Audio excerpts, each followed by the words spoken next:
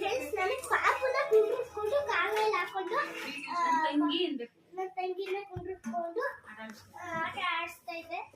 So ನೋಡಿ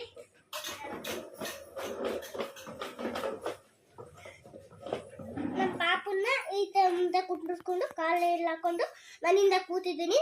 ಇದೊಂದು ಕೈಲಿ ಒಂದು ಕೈಲಿ ದರ್ಶನ ಕೊಡ್ತೀನಿ, ಇನ್ನೊಂದು ಕೈಲಿ ಆಟ ಆಡಿಸ್ತೀನಿ.